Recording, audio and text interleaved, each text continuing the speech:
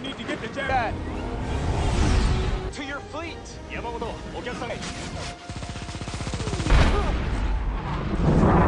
He just fired on him!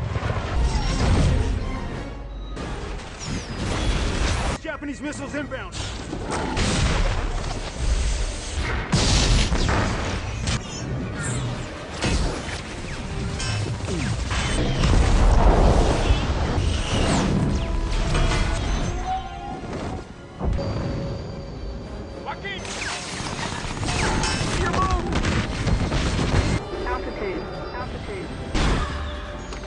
Whiskey, why the hell are they still chasing us? We're trying to... All that hatred smoldering behind me.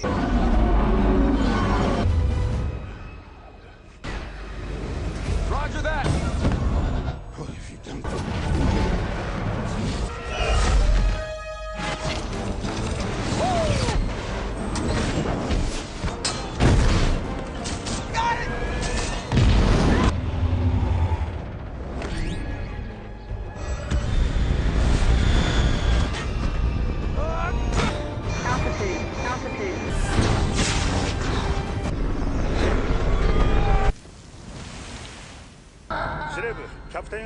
Got it!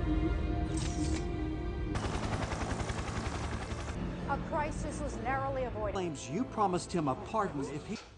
I miss our little visit. Helped you more than anyone. Let me rot in this prison. Let me! Every... Sir, please.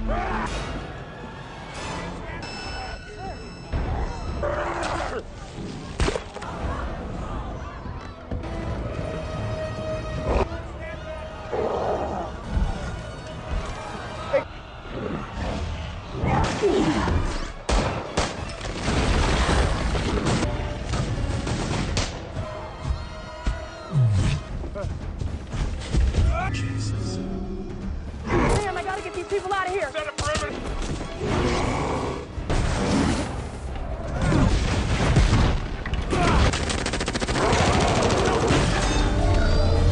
Drones incoming.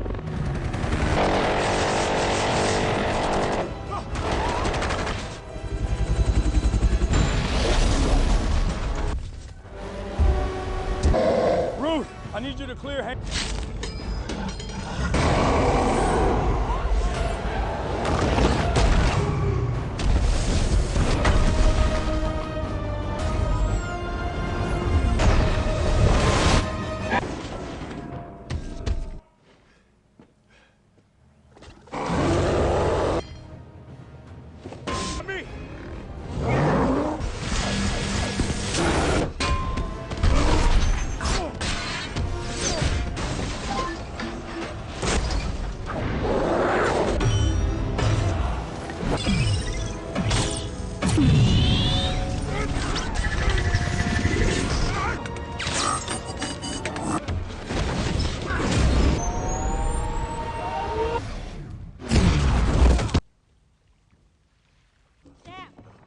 Sam, can you hear me?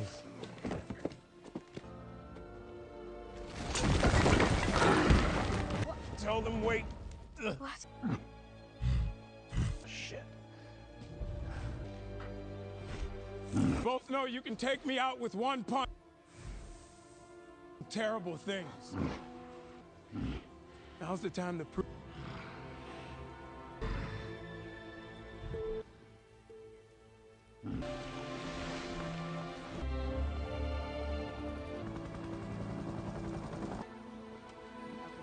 He's transferring Stearns to a secure facility. Find out what you can about her.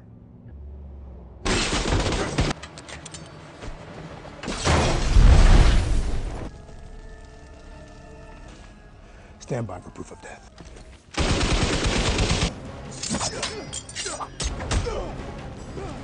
Or just to blow up my car. If I can resolve this. Resolve. He mentioned that to talk me.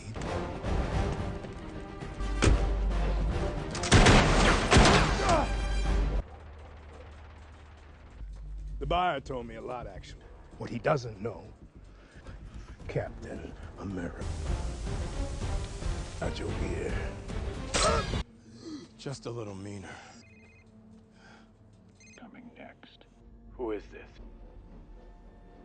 Dead. He'd be dead. So this is the last chance I'm going to give you. Yet he's still letting Isaiah sit in that.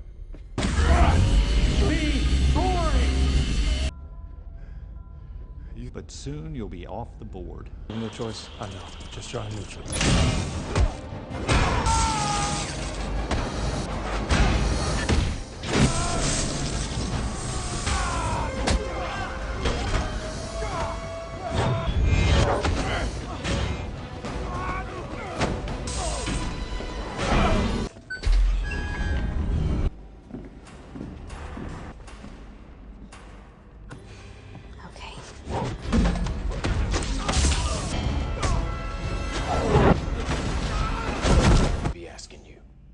Where's the port? You can't have gone far. Oh, it's okay. We have orders to take unrestricted government property. I have the clearances. Get them out of here. Then we'll just...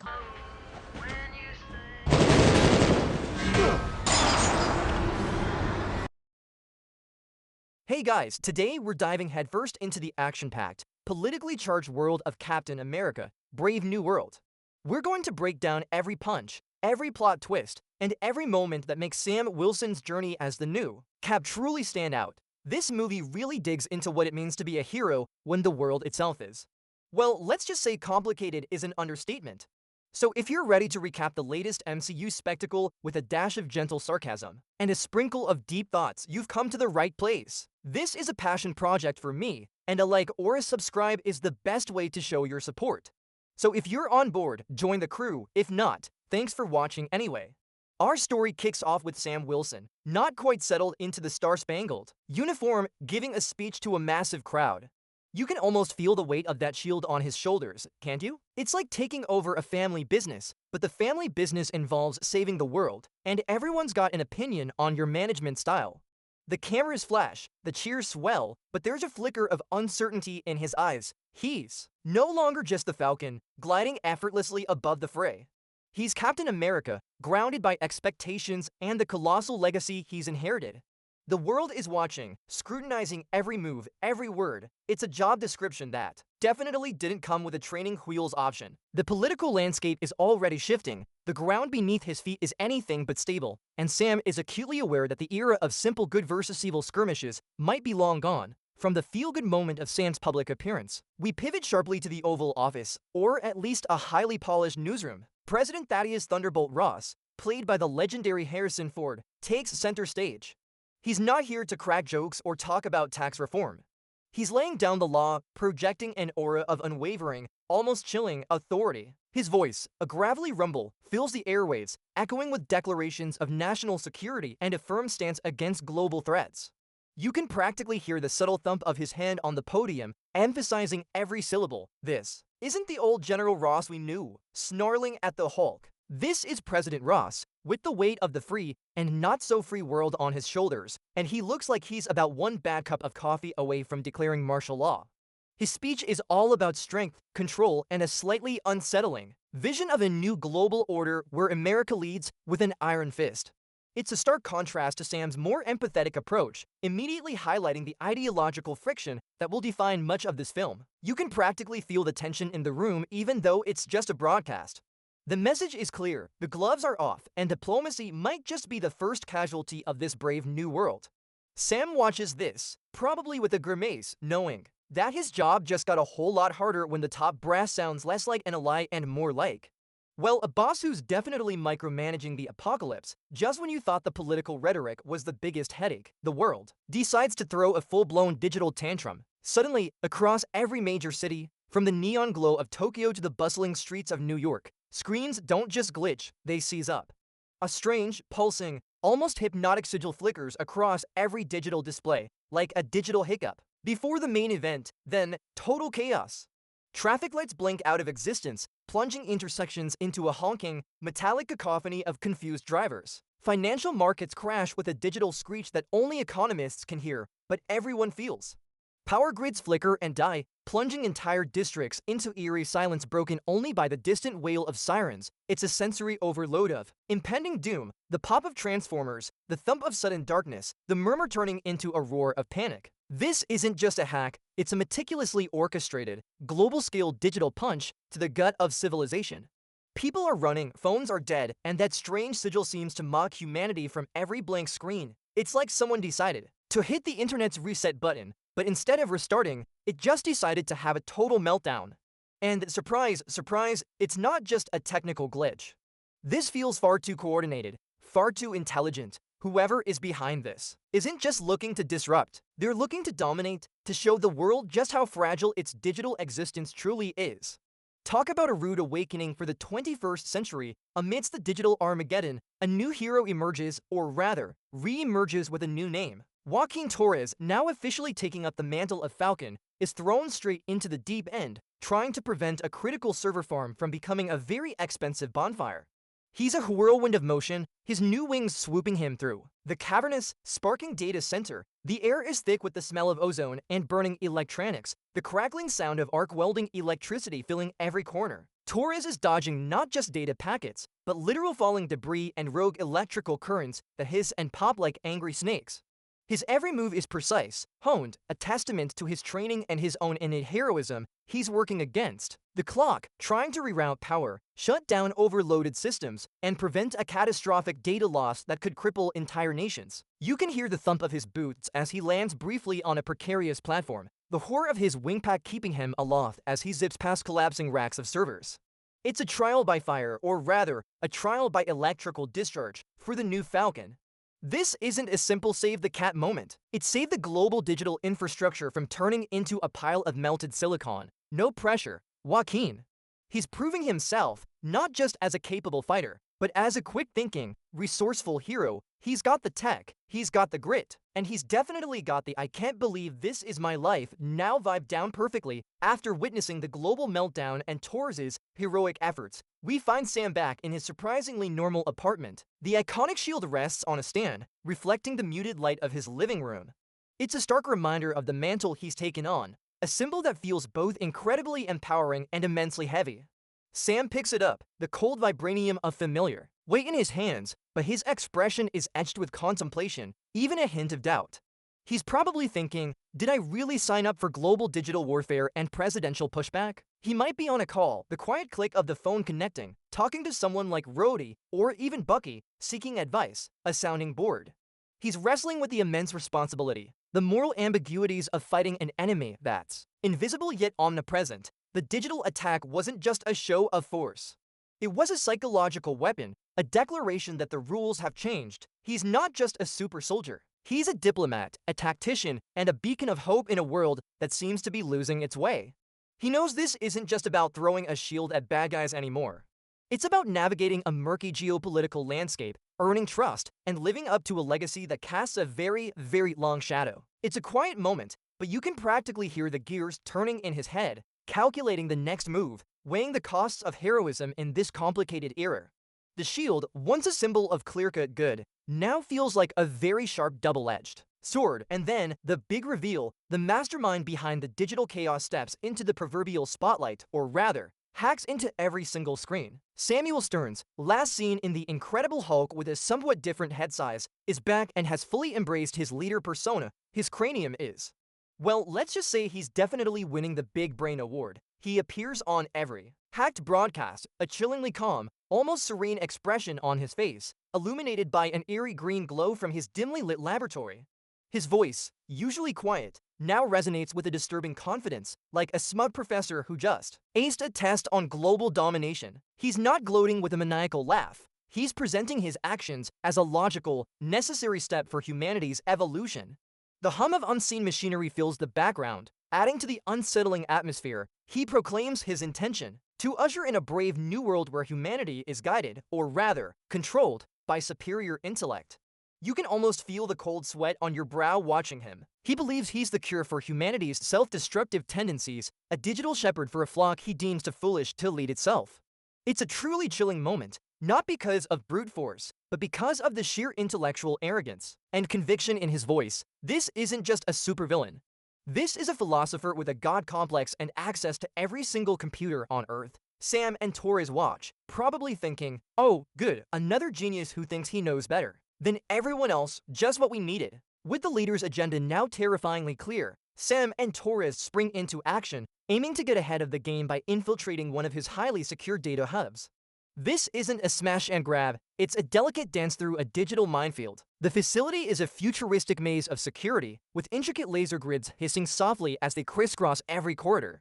You can almost hear the silent clicks of their grappling hooks and the soft thuds of their specialized boots as they navigate the treacherous environment. Sam, shield often retracted to avoid unnecessary noise, moves with a panther-like grace, his years of military training evident in every precise motion.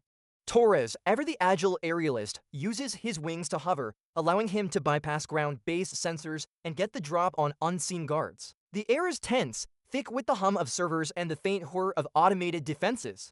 One wrong move, one misplaced foot, and they'll trigger every alarm in the building.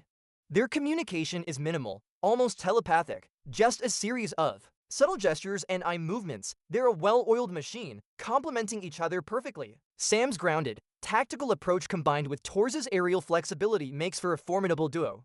They're looking for schematics, countermeasures, anything that can help them understand the full scope of the leader's brave new world. Vision, the pressure is immense, humanity's digital future hangs in the balance, and their fingers are practically aching from the tension. During their pursuit of a lead, Sam and Torres stumble upon an unexpected complication, another super soldier. Enter Sabra, a powerful Israeli agent who has her own agenda regarding the leader's activities.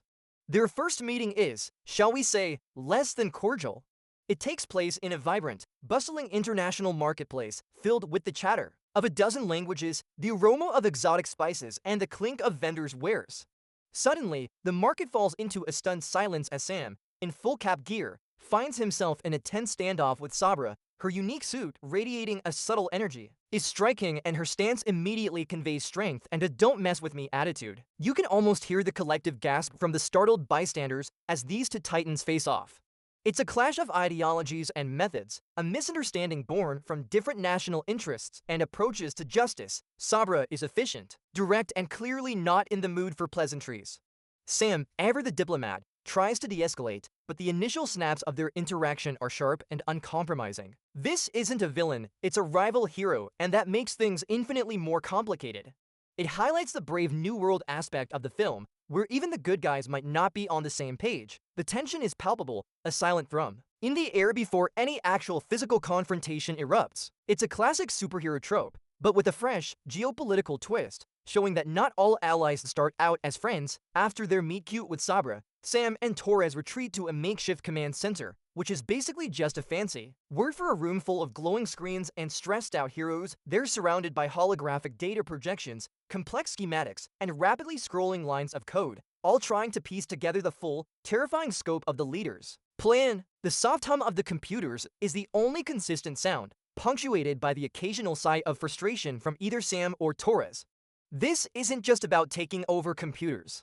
It's about taking over minds. The leader isn't just seeking digital control, he's aiming for a subtle form of cognitive restructuring, a brainwashing technique delivered through the very networks people rely on. Imagine getting a software update that subtly rewires your opinions. It's like that, but way more insidious and with fewer annoying pop-ups.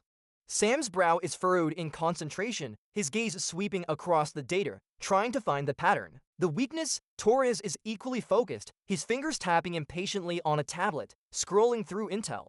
The sheer complexity of the leader's global reach is overwhelming. It's like trying to untangle a bowl of spaghetti where every noodle is a different kind of malicious code. The stakes become clearer. This isn't just about saving data, it's about saving free will itself. The feeling of being completely swamped by the enemy's intelligence is palpable, making them realize they're up against an adversary unlike any they've faced before. The pressure from the leader's attack isn't just external, it's coming from within, specifically from the highest office in the land. Sam finds himself in a stark, intimidating Oval Office meeting with President Ross, and let's just say it's less friendly chat and more ice-cold interrogation. Ross, ever the stoic, stands rigid, his face a mask of unyielding resolve. His voice, a low growl, lays out an ultimatum. Sam needs to get results, and fast, or Ross will take a more direct approach, hinting at potentially heavy-handed, perhaps even unethical, solutions. The tension in the room is so thick you could probably cut it with Cap's shield. Sam, despite the internal conflict, maintains his composure, his posture firm, reflecting the principles he now represents. He argues for a more nuanced, ethical approach, but Ross is having none of it. For Ross, it's about power, control, and national security, no matter the cost. For Sam, it's about upholding ideals, protecting freedom, and distinguishing right from politically expedient. You can almost feel the cold air conditioning in the room doing nothing to cool the heated ideological clash. It's a fundamental disagreement on the very nature of heroism and leadership. Ross sees a problem, Sam sees people. This clash of wills underscores the brave New World theme, where even those on the same side are fighting different battles. Sam knows he's standing on a moral precipice, trying to navigate a path that protects both the country and its soul. It's enough to make anyone want to retire to a quiet life of fishing. But alas, the world needs saving. Just as the political pressure mounts, the plot takes a fascinating detour into the past, revealing the origins of the leader and a surprising connection. We're plunged into a grainy, almost dreamlike flashback, the visuals slightly distorted as if viewed through old film.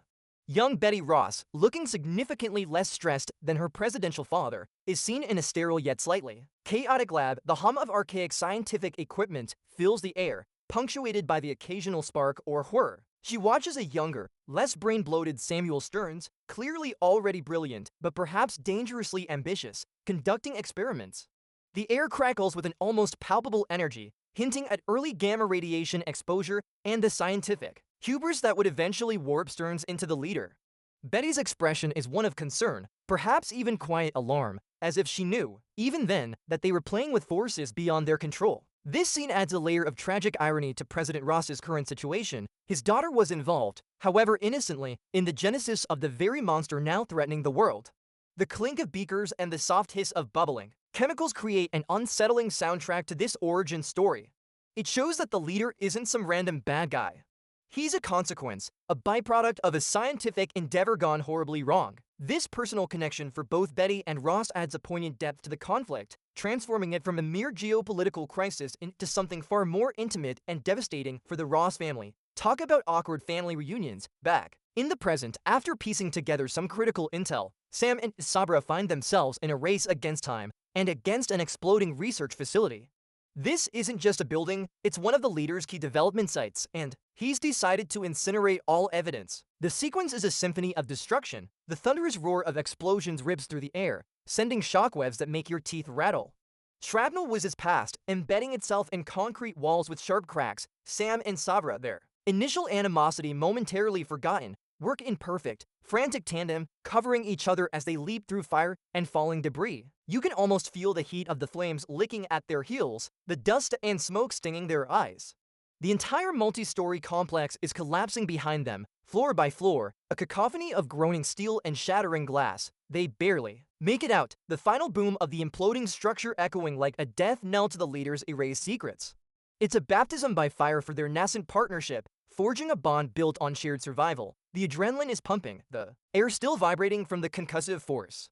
This close call isn't just about escaping. It's about trust, about realizing that despite their differences, they're fighting the same terrifying enemy. The clang of falling girders and the screams of alarms fade, leaving a ringing silence that speaks volumes about the danger they just faced. Who knew team-building exercises could involve so much property damage? The leader, not content with merely disrupting global networks, decides it's time for his ultimate PR stunt. In a truly chilling display of his power, his face, that unnervingly calm, enlarged visage, is projected onto iconic landmarks. Across the world, imagine the Eiffel Tower suddenly having a giant, green glowing head on it, or the Statue of Liberty delivering a sermon from a supervillain. It's less Happy New Year and more doom is nigh, all while maintaining an unnerving serenity. His voice, now amplified to reach every corner of the globe, delivers a calm, insidious speech. He doesn't scream or rant. He lectures, he educates humanity on the necessity of his brave new world. He talks about shedding the old, chaotic ways, about true global unity under his benevolent, superior guidance. The sheer audacity of it is breathtaking. The world watches in stunned silence, a collective gasp echoing across continents. This isn't just a broadcast. It's a declaration of war on free will, a psychological assault designed to erode resistance and instill a sense of inevitable surrender. The faint hum of the projection technology is almost drowned out by the internal dread it inspires. He promises peace and order, but at the cost of individuality and the messy, glorious chaos of human freedom. Sam and his team watch this, and you can practically feel their blood run cold. The leader isn't just a threat. He's a terrifying vision of a future where thinking for yourself becomes a capital offense. It's a truly powerful and terrifying image, showcasing the full extent of his reach and his unwavering belief in his own twisted ideology. After the leader's unsettling global broadcast, it's crunch time. We find Sam no longer burdened by doubt, fully embracing his role as Captain America. He stands tall, shield at his side, addressing a small but resolute team in a hidden, high-tech base. Torres, ever loyal, and Sabra, now a firm if still prickly ally, are among them. The air in the room is thick with a mixture of tension and newfound determination. Sam's voice, clear and strong, rings out, no longer uncertain but filled with a quiet conviction. He acknowledges the terrifying scale of the threat but pivots to the enduring strength of humanity, of free will. This isn't just a pep talk, it's Sam truly stepping into his own, proving he's not just a shield bearer, but a genuine leader. The software of the base's systems provides a quiet backdrop to his words, emphasizing the clandestine nature of their fight. He reminds them why they fight, not for a flag, but for people, for the right to choose, to be imperfectly human. You can almost feel the surge of morale among the team members, their eyes reflecting newfound hope. It's a pivotal moment in Sam's journey, showing his transformation from a reluctant hero into the inspiring figure the world desperately needs. The metallic clang of Sabra's arm against her armor and Torres' focused gaze are subtle cues that the team is unified, ready for the uphill battle ahead. This is Captain America, not just in name, but in spirit, ready to face the brave new world head-on. The team's plan, a direct assault on the leader's primary lair. Sam, Torres, and Sabra embark on a stealth infiltration of a massive, futuristic, underground complex, a true testament to the leader's warped genius. The base is a marvel of unsettling design, bathed in an eerie, pulsing blue light that casts long, dancing shadows. You can hear the faint, rhythmic hum of colossal machinery, the whirring of automated surveillance drones, and the occasional distant clang of metal echoing through the vast caverns. Every soft thud of their specialized boots feels amplified. In the unnerving silence, they move like ghosts, utilizing every shadow, every blind spot, their movements precise and coordinated. Sam leads, his shield a silent guardian on his back. Torres provides aerial reconnaissance and silent takedowns, his wings barely making a whisper as he glides. Sabra, a force of focused intensity, sweeps for hidden traps and engages any low-level threats with brutal efficiency. The sheer scale of the complex is daunting, a labyrinth of interconnected tunnels and advanced security systems. It's clear the leader spent his time between movies building quite the lair, probably with a do not disturb sign on the door. The tension is almost unbearable, every flicker of light, every unexpected sound, a potential tripwire. This isn't just about finding the leader. It's about dismantling his entire network, about navigating a physical manifestation of his complex, twisted mind. The cold, metallic smell of the sterile environment only adds to the unsettling atmosphere. It's a game of cat and mouse, but the mouse has wings and a vibranium shield, and the cat thinks he's a god. Mid-infiltration, the team encounters one of the leader's most insidious defenses, mind-controlled civilians. This isn't a horde of zombies, but regular people, their eyes glassy, their movements subtly unnatural, acting as unwitting pawns.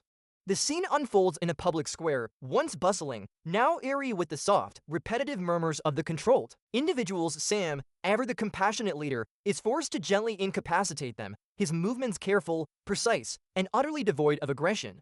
He's not fighting villains, he's guiding victims. You can almost feel his internal struggle, the ache of having to harm those he's sworn to protect, even if only to render them temporarily unconscious. The hollow gazes of the mind-controlled are haunting, a testament to the leader's terrifying power. He uses his shield not as a weapon, but as a defensive tool, blocking subtle attacks and deflecting their confused lunges. It's a morally challenging sequence, showcasing Sam's unique brand of heroism, one that prioritizes care and humanity even in the face of overwhelming danger.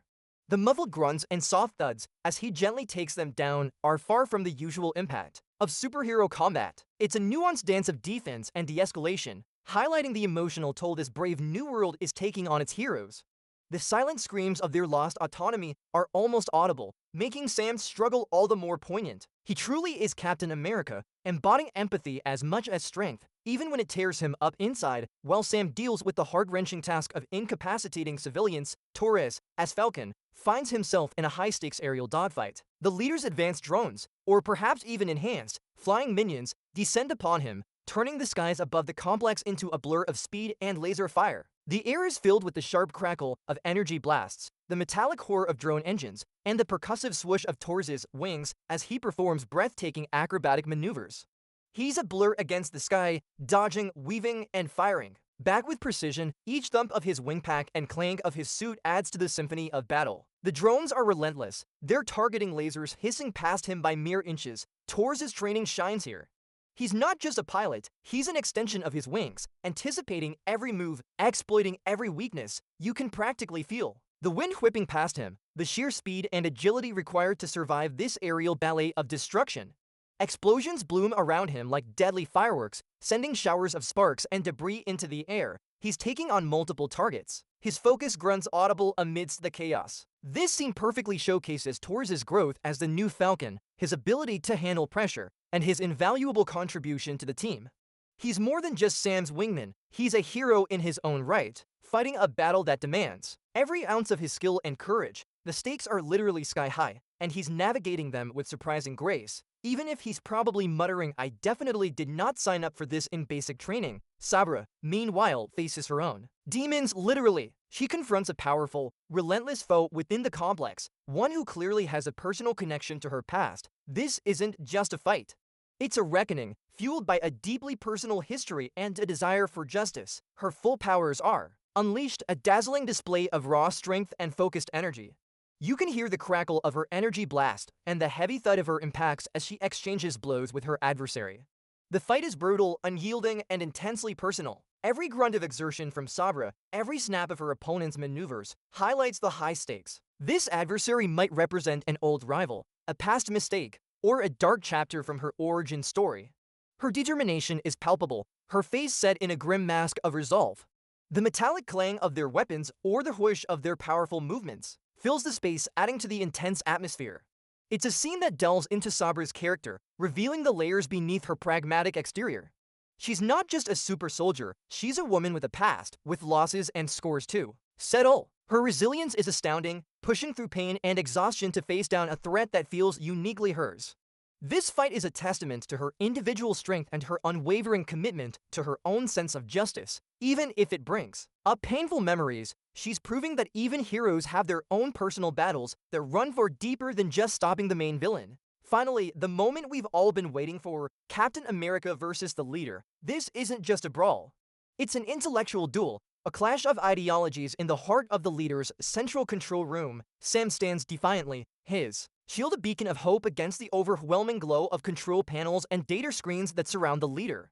The leader, smug and assured, calmly spouts his twisted logic, his voice a condescending hiss, explaining how his brave new world is the only logical path for humanity. He believes he's offering salvation, while Sam sees only tyranny.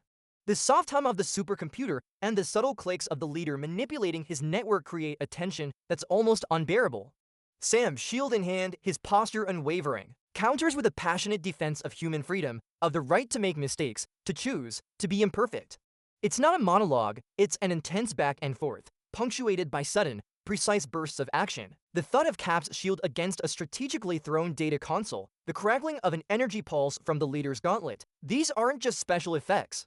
They're expressions of their opposing wills. The battle isn't just physical. It's a test of wills, a battle for the very soul of humanity. Sam embodies hope and resilience, while the leader represents cold, calculated control. This is the heart of the movie, the philosophical showdown that elevates it beyond a simple superhero flick. He's not just fighting a madman, he's fighting an idea, a very dangerous and seductive idea. It's enough to make you think, maybe some people do need a super smart overlord, before you shake your head and realize that's exactly what the leader wants. As Sam pushes back against the leader, both physically and ideologically, the tide begins to turn. The intricate, glowing control systems surrounding the leader start to falter, then outright collapse. It's a symphony of failing technology. Screens crack with sharp, spiderweb patterns, showering faint sparks onto the floor. Energy pulses, erratically, hissing and popping as the system overloads. The cacophony of alarms starts, then glitches, stuttering into silence as entire sections of the network go dark. The metallic groan of overworked machinery echoes through the room, signaling the unraveling of the leader's master plan. He, for the first time, shows a flicker of genuine shock, then rage, as his perfect, controlled world crumbles around him. The relief is almost palpable, but it's mixed with the ongoing danger of a collapsing facility. This isn't just a system crash, it's the physical manifestation of his intellectual empire crumbling. The screech of failing circuits and the boom of minor explosions create a chaotic atmosphere. It's a powerful visual metaphor for the defeat of an idea built on control rather than freedom. The brave new world he envisioned is literally tearing itself apart, proving that even the most brilliant plans can't account for the unpredictable, resilient nature of humanity. The leader, in his moment of triumph, is undone by the very complexity he sought to manage, a poetic end to his reign of digital terror. All those fancy glowing screens are now just very expensive, very broken light shows. With the leader's network collapsing, the immediate threat shifts from mind control to mass casualty. The entire complex begins to destabilize, groaning and rumbling as it threatens to implode. Amidst the chaos of the failing facility, Sam, ever the protector, shifts his focus to evacuation. Dust and thick smoke fill the air, making it difficult to breathe and see, the choking coughs of the rescued echoing through the crumbling corridors. He calmly directs panicked civilians, his voice clear and authoritative, cutting through the general din of alarms and structural collapse. His shield is again used defensively, deflecting falling debris and creating temporary barriers. The shouts of reassurance from Sam are a stark contrast to the growing cracks in the walls and the thud of falling concrete. He moves with purpose, embodying the true spirit of Captain America, not just fighting villains, but saving lives, even after the main battle is supposedly won. This scene underscores his leadership and his unwavering commitment to every individual. It's messy, it's chaotic, and it's a testament to the selfless nature of a hero who runs into danger when everyone else is running out. The scream of twisting metal and the whoosh of air being sucked out of compromised sections of the building create a terrifying soundscape. Yet Sam remains a steady presence, a guiding light in the literal and metaphorical darkness. He's probably thinking, just another Tuesday, while simultaneously wondering if his insurance covers acts of supervillain-induced structural failure. In the quiet aftermath, we find President Ross alone in his office, the glow of news reports reflecting in his eyes. The screens detail the heroic efforts of Captain America and his team, the global relief, and the dismantling of the leader's terrifying vision. Ross, usually a man carved from granite, watches with a subtle, almost imperceptible shift in his expression. The stern lines around his mouth soften just a fraction. His eyes, typically hard, seem to hold a flicker of introspection, perhaps even grudging respect.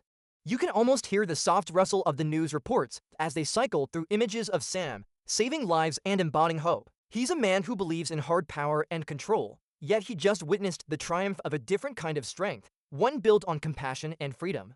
This isn't a full conversion, but it's a significant moment of reflection for a character. Known for his stubbornness, the political fallout of the leader's actions will be immense, forcing global leaders to reconsider their approaches to security and sovereignty. Ross, for the first time, seems to acknowledge that perhaps there's more to leadership than just brute force and authoritarian decrees. The silence in his office is heavy, filled with the weight of recent events and the unspoken possibilities of a changing world. It's a quiet scene, but one that speaks volumes about the potential for growth, even in the most hardened of individuals. Maybe he'll even send Sam a good job text, or at least a less threatening memo. Emerging from the shadow of global crisis, Captain America steps onto a global stage, not for a battle, but for a broadcast. This time, it's not a hacked projection of a villain, but Sam Wilson, confident and resolute, addressing the world.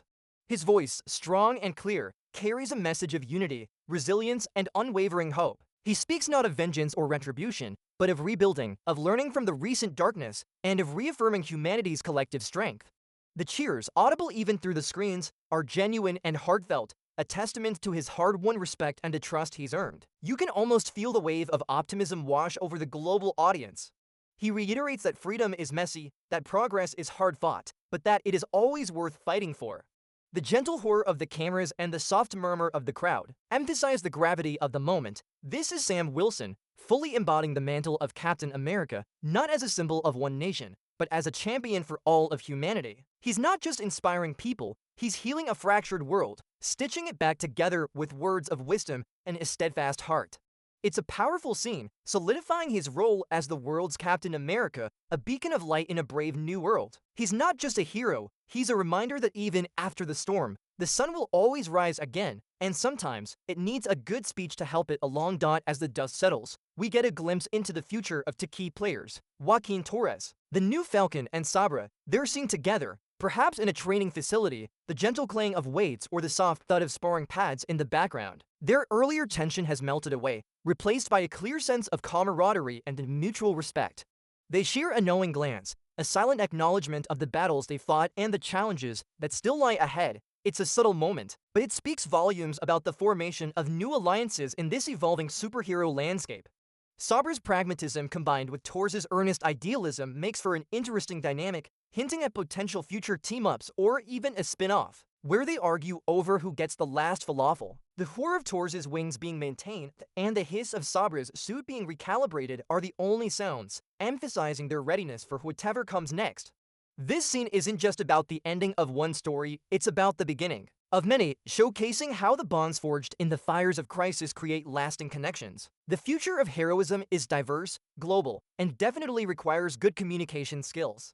It leaves us with a sense of anticipation for what these two formidable heroes will accomplish together, proving that while old guard heroes might pass, the torch, the new generation, is more than capable of lighting up the world.